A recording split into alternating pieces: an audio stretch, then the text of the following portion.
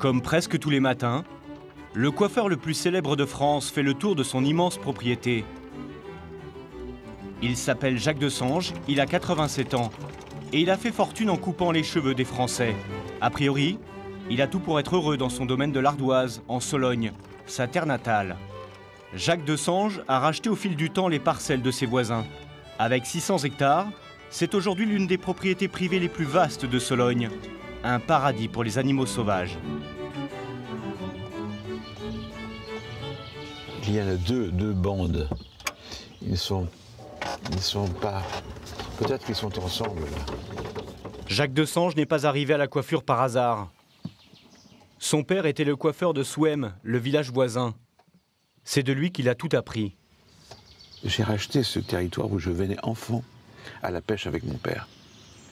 Vous aviez de très bons rapports avec votre père? Oh, fantastique. Mon père était un type merveilleux. Il m'a déjà transmis la passion de ce métier. Puis je crois que il m'a appris à travailler tôt le matin.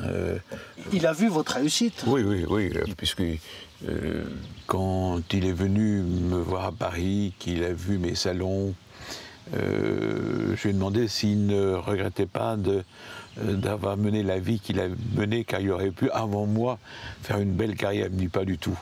Comment tu vas faire pour payer tout ce personnel, m'a-t-il dit un jour. Je dis, écoute, j'espère que je vais y arriver. Nostalgique de ses débuts, Jacques Desange tient à nous montrer une relique qu'il garde à l'abri des regards dans une pièce de sa propriété. Ça, c'est le salon où je fais mes débuts. Je l'ai récupéré. Il a conservé tous les meubles et ustensiles de son tout premier salon de coiffure.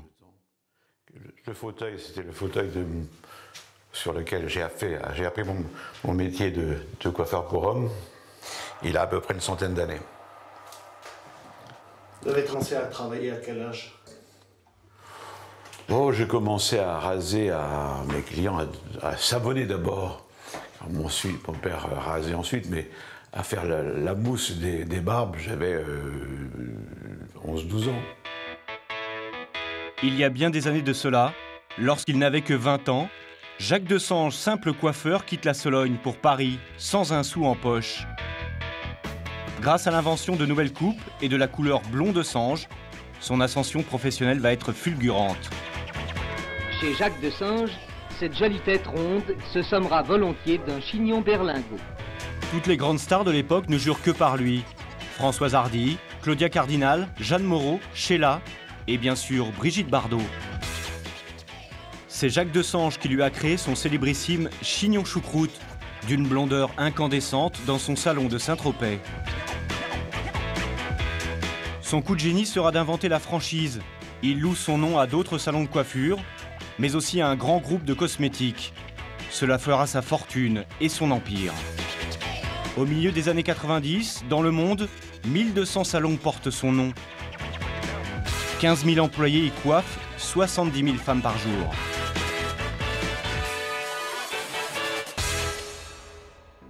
En pleine gloire, il épouse sa première femme, Corinne, qui lui donnera 2 enfants, Cyril, et 2 ans plus tard, un petit frère, Benjamin. Mais le couple se sépare rapidement après cette deuxième naissance. Benjamin a 23 ans quand il rejoint l'entreprise familiale.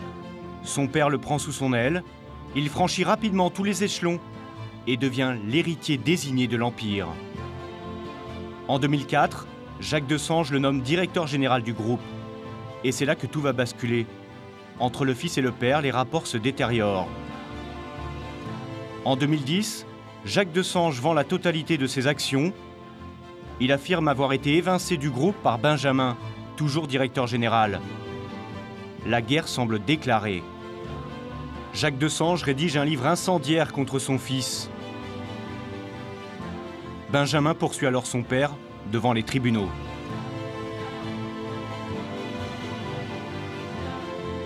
Par ailleurs, la société qu'il dirige réclame aujourd'hui 7 millions d'euros de dommages et intérêts à Jacques Desange, lui reprochant, entre autres, des actes de dénigrement.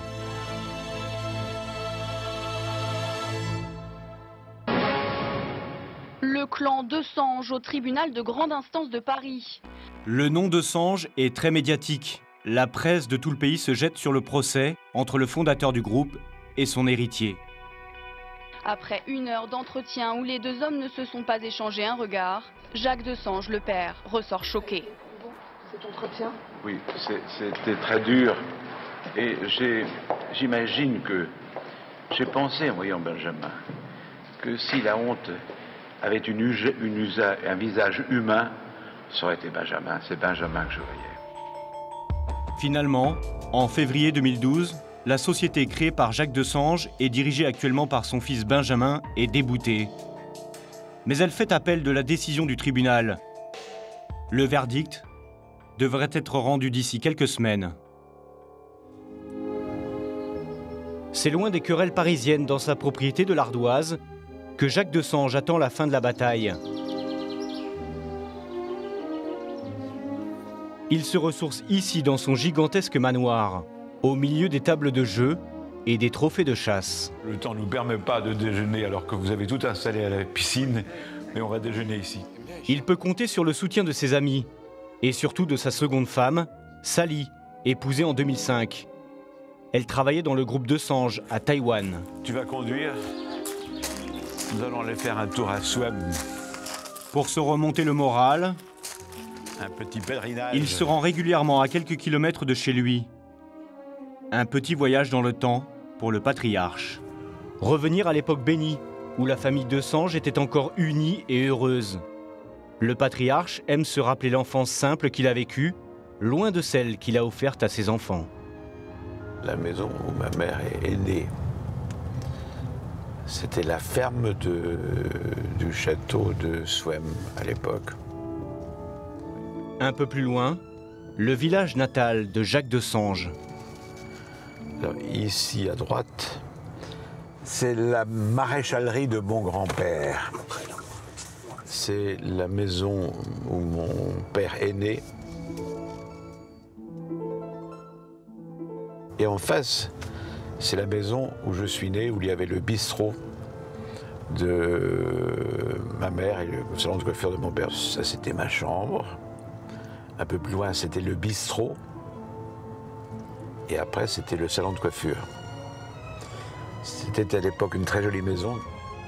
Quand il a besoin de se confier, Jacques Desange se rend chez un de ses amis d'enfance, natif comme lui de la région.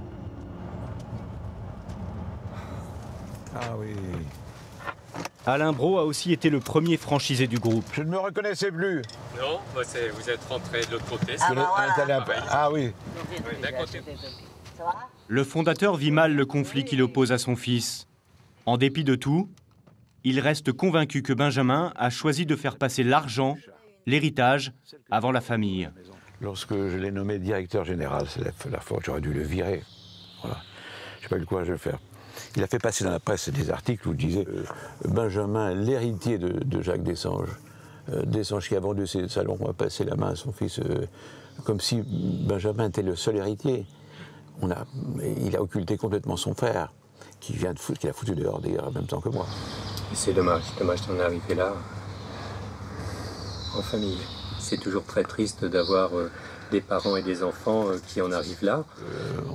Certains pourraient tuer père et mère pour réussir. La mère de Benjamin est morte depuis longtemps, mais il a tué son père. C'est Oedipe, hein. C'est un... Enfin, il a essayé de le tuer. Je résiste. Toujours une question d'héritage, une question de fric. C'est le fric. Benjamin qui n'a pensé qu'à l'argent depuis son enfance. L'argent. L'argent rend fou. L'argent rend fou. Avoir un héritier modèle, c'est le rêve de tous les fondateurs d'empire. Dans la famille Desange, père et fils ne réussissent pas à s'entendre.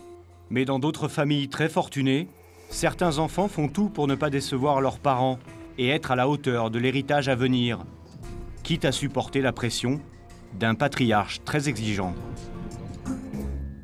Ce soir, dans sa résidence parisienne située sur l'une des avenues les plus somptueuses de la capitale, il a invité ses amis les plus proches pour tenter d'oublier cette bataille familiale. Une bataille qui fait souffrir le vieux patriarche. Dans les 250 mètres carrés de son appartement haussmannien, il y a là des avocats, des promoteurs immobiliers et des hommes d'affaires. Tous comprennent très bien les problèmes d'héritage de Jacques Desanges et sa douleur de père déçu. Sa femme Sally sait que ces moments sont précieux pour le patriarche. Une fois par semaine, il a des copains qui viennent à la maison dîner, ou jouer au billard, ou de temps en temps quelques parties de poker. Voilà, ça c'est une fois par semaine la plus importante activité à la maison pour Jacques. En cuisine, comme à chaque fois, c'est Omar, le fidèle majordome, qui prépare le dîner. Cela fait plus de 2 décennies qu'il travaille pour Jacques Desanges. Mercredi, ça fait plus de 25 ans, c'est toujours le même rituel. Et ça, c'est pas pire. Avant, j'ai connu pire. C'était comment quand c'était pire? Quand j'arrivais le matin à 8 h, ils étaient toujours là. Je me demandais s'ils prenaient le petit déjeuner ou pas. À table.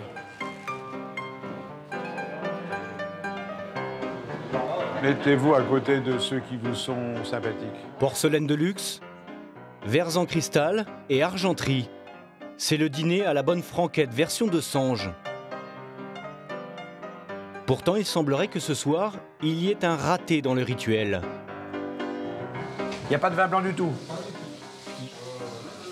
Oh non, c'est pas possible ça, Omar. On va pas manger du poisson avec des... Quel dommage. Il n'y a pas de vin rosé non plus.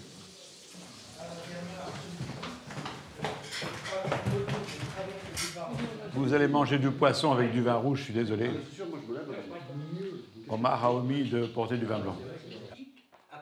Un petit imprévu, mais grâce à ses amis et à sa femme, Jacques Desanges va vite retrouver sa bonne humeur. Ce sont eux aussi qui lui permettent de tenir bon dans la guerre avec son fils Benjamin. Si j'ai résisté à tout ça, c'est grâce à Sally et à vous. C'est votre amitié que vous m'avez témoigné. Le temps que j'ai passé avec vous quand je jouais aux cartes ou à la chasse, j'oubliais mes problèmes. Donc ce soir, je profite de l'occasion pour vous remercier tous de l'aide que vous m'avez apportée à ce moment-là. Et que vous continuez à apporter maintenant. Et vous allez devoir encore continuer à m'en apporter parce que c'est pas terminé. Et j'espère qu'on va l'apporter pendant très très très longtemps. Voilà. Ouais, faire un toast. À la toast, à Jacques. Et Sally. À Jacques et Sally. Un petit peu de vin, Sally. Et le chien. Dans ce combat avec Benjamin, le fondateur de l'Empire Desanges peut aussi compter sur un autre allié de poids, son deuxième fils.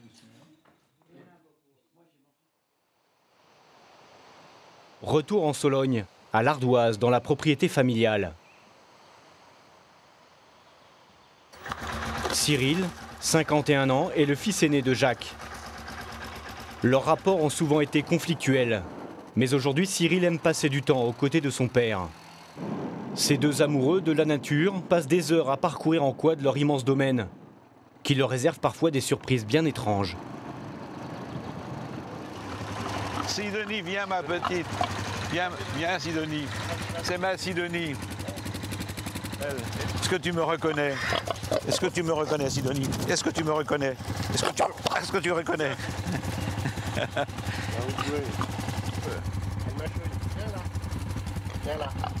Elle habitait la maison, elle nous suivait vraiment comme un chien. Et puis on a pensé que sa vie de domestique cochon n'était pas sa nature. Donc on l'a remise dans un parc, ici avec d'autres sangliers. Et elle a des bébés. Bon, voilà, ce sont des bébés de Sidonie sûrement.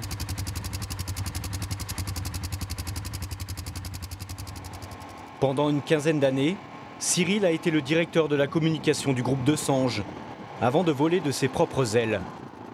En 2008, il réintègre le giron familial. Mais 2 ans plus tard, comme son père, il affirme avoir été évincé par son frère Benjamin. Conséquence, Jacques Desanges s'est rapproché de celui qui aurait pu être son héritier numéro 1. Il me soutient. Il fait partie de ceux qui m'ont permis de durer depuis 2 ans avec Sally et tous mes copains. Mais il a été un secours très très important. Il a été viré par son frère comme moi. Je ne pensais pas qu'il était capable d'aller jusqu'au bout. Peut-être en désaccord avec son père, on n'en a qu'un. Aujourd'hui, vous vous dites que peut-être Cyril aura été un choix plus judicieux. Bien sûr, bien sûr. Bien sûr. Mais attendez, Cyril n'était plus dans le groupe. Il avait tenté. Il avait entrepris un business complètement indépendant, ce qui marchait bien d'ailleurs. Et puis, à cette époque-là aussi, Benjamin me faisait il était beaucoup plus gentil avec moi. Il se préparait à me couillonner davantage et il me faisait du charme. Oui, Benjamin préparait son coup depuis fort longtemps. Nous avons eu des conversations assez houleuses justement à ce propos, où j'avais bien compris que d'abord il n'avait pas l'intention de partager son trône, comme il disait. Deuxièmement, il a l'intention d'en tirer un maximum d'avantages. Et j'avais bien compris que sa volonté était de faire le vide autour de lui. Voilà. Pour Cyril, après tant de déchirements, une réconciliation familiale semble impossible, même s'il sait que son père l'espère encore. Je pense qu'au fin fond de lui, il regrette sans doute que pour ces dernières années, on ne soit pas tous en famille. Mon frère, ses enfants, mon fils et moi. Bon, mais là, je pense que il n'y a plus grand-chose à faire. Il y a un point de non-retour qui a été dépassé il y a déjà longtemps, mais on ne poursuit pas son père. On peut ne pas être d'accord avec son père. Ça y est, la crise d'adolescence, elle est passée. Le complexe d'Oedipe, il y a longtemps qu'il aurait dû l'avoir. C'est même plus du ridicule, c'est un non-sens. Il n'y a pas de logique. Benjamin de Sange refuse d'évoquer ses rapports avec son père. Il préfère laisser répondre son avocat. Selon lui, c'est Jacques de Sange qui est responsable de cette situation conflictuelle. Il n'y a pas d'affaire de Sange. Il y a un problème qui concerne Jacques de Sange. Donc je pense qu'il a une vision assez parcellaire, viciée des choses. Non seulement il n'a pas été éjecté du groupe de Sange, mais c'est de son propre chef qu'il a vendu les actions qu'il possédait dans ce groupe, qu'il a fait fortune grâce à cette cession. À partir du moment où il s'est dessaisi de sa propre volonté, de son propre fait, de son bébé qu'il avait créé, il s'en est trouvé orphelin et a fini par entrer dans une phase de dépression ou de décompensation. Et il en veut un peu aujourd'hui à tous ceux qui font perdurer et surtout prospérer son nom. Le père a un comportement qui est irrationnel. Il a beaucoup de mal à supporter que ceux qui ont repris le flambeau fassent mieux encore que lui. À ce jour, Jacques de Sange n'a pas revu son fils depuis plus de 2 ans.